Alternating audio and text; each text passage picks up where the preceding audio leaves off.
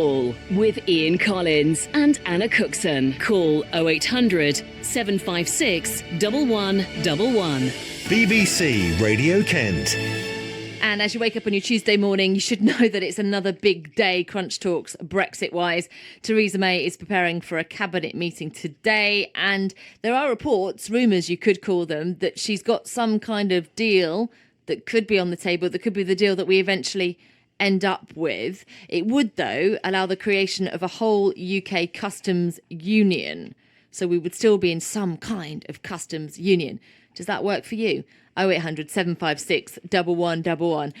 Give us a call, but meantime, let's hear from our political reporter, Paul Rowley, with some more details for you. Politics, like comedy, is all about timing, and the timing is we're running out of it. It's only 5 months to go before Britain leaves the European Union. They're 95% of the way there. The obstacle is, how do you solve the problem? Not about Maria, but what to do about the border between Northern Ireland, which, like the rest of the UK, is leaving the European Union, and the Republic of Ireland, which is staying. There are indications that maybe, just maybe, there is a basis for a breakthrough. And so that's why today's cabinet is so important. They need a deal of some sort this week to present to the European Union. They want an emergency summit this time at the end of the month, because if they don't, we could drag into December, and that means by the time the Commons get to discuss it, it's going to be the new year, and there are 143 days to go before Britain leaves the European Union. So there's pressure on all sides. There are some who are Eurosceptics who think that maybe this will not work.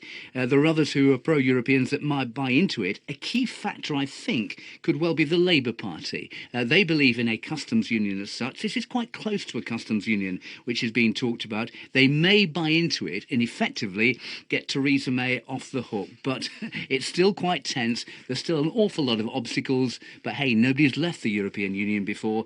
If Theresa May pulls it off, she'll be hailed a heroine by some and probably a failure by others. So that clock is ticking. I spoke to the former Conservative leader, Ian Duncan-Smith, who's a Brexiteer.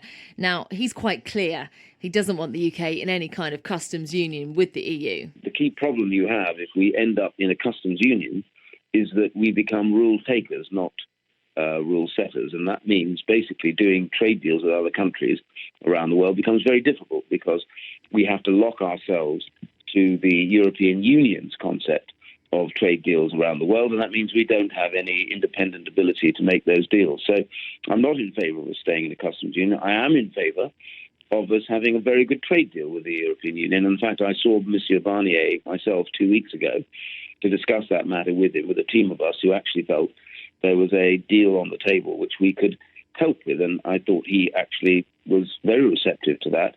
And he said, I don't want any special deals. What I want is a good trade deal with the UK when they leave, but I would prefer to have them leave outside of the EU and we do a trade deal that is beneficial to both of us. And I agree with him. That's exactly where we should be, having free trade, good access to markets, but neither of us attempting to run the other, and being good friends, cooperating and trading. Do you agree with Ian Duncan-Smith? Do you think that actually if we stay in some kind of customs union, we'll be zapped of our independence and the ability to make trade deals? 0800 756 1111. Let's talk now to John Longworth, the chairman of the Leave Means Leave campaign. I'd imagine, John, you wouldn't be happy to be in some kind of customs union. Of course I wouldn't be happy to be, and neither should the 17.5 million people who voted to leave the European Union. That ballot paper, when we voted in 2016, didn't say, do you want to remain locked to the European Union or would you like to remain in the European Union? So do you want to leave the European Union? And that's exactly what we should do. Yeah, but it didn't also mention the problem of the Northern Ireland border. So if we are going to not be in the customs union, how do you propose that we would solve that issue?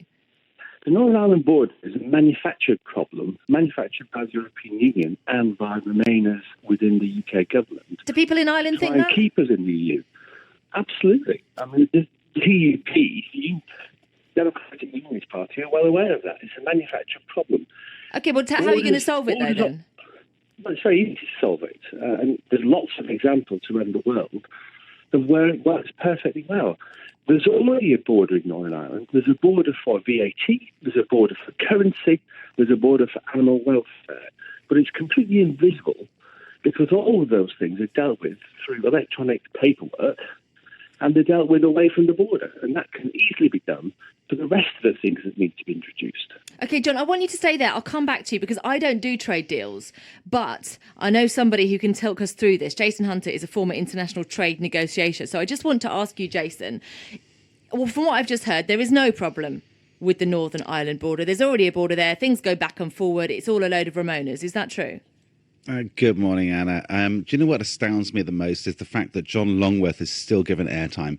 I don't know how he kept his job for so long. Okay, let's not make it personal. Let's talk about the issue. But seriously, he's sitting there saying that the Northern Irish border is not a problem.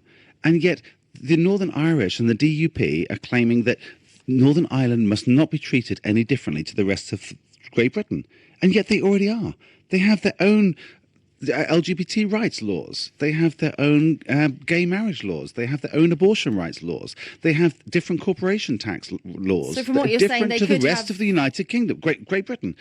They already have checks for sanitary and phytosanitary checks for animal foods and animal products going backwards and forwards between Northern Ireland or the island of Ireland and the rest of Great Britain. So from what you're saying, John's right. You could just carry on doing that, no?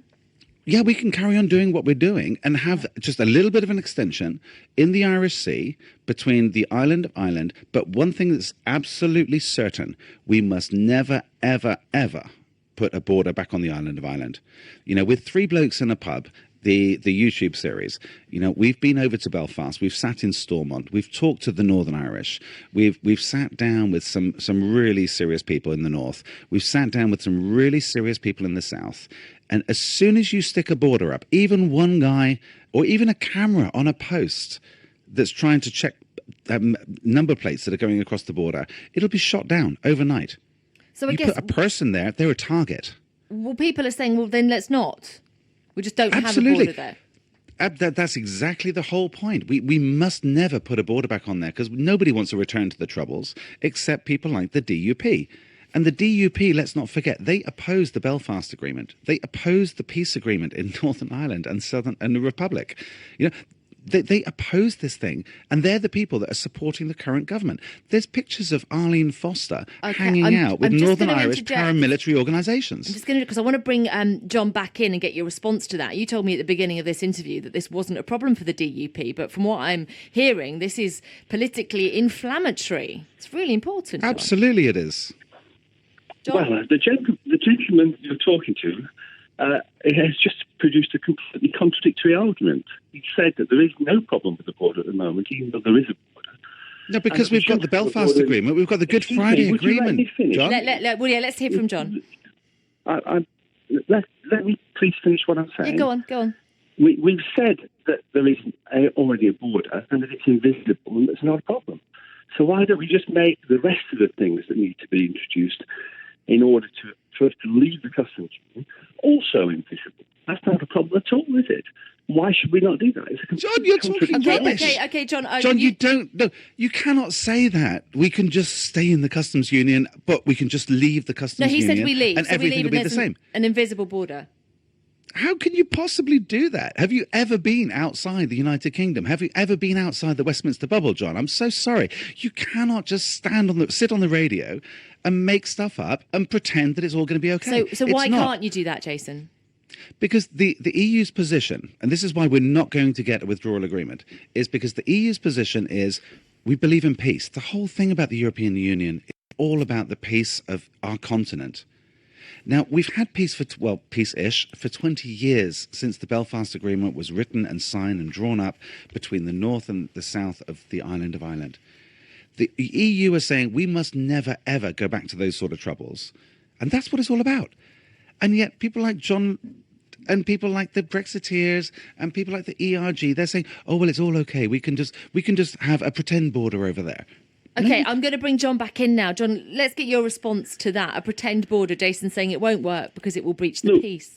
Let me just say, first of all, this is not very edifying for your listeners. And I did actually say before I came over that I didn't want to do a Punch and Judy show because you're not... Sorry, I'm just trying to give you equal airtime here. Yeah, I do apologise, John, but carry on. Well, you did know that was the case. Anyway, the simple fact of the matter is I've been doing trade around the world all of my career. I've been in business for 45 years. It is normal practice around the world to carry out trade on the basis of electronic paperwork, which is actually dealt with away from the border. Owen Paterson, the former Secretary of State for Northern Ireland, was in the Netherlands very recently, and he was talking to the head of the organisation that deals with international trade systems, which actually deal with 80% of all the imports into the European Union. They themselves were saying it's perfectly possible to deal with paperwork away from the border. So and technology. That's what happened in Rotterdam, for example. So there's no reason why that can't be done in Northern Ireland. Okay, John, thank you. We're going to leave it there. Your line's cracking up a bit. I do apologise. And we haven't got much time anyway. So, Jason, just a final quick reply to that. What about just doing all the paperwork away from the border? That would solve it, no?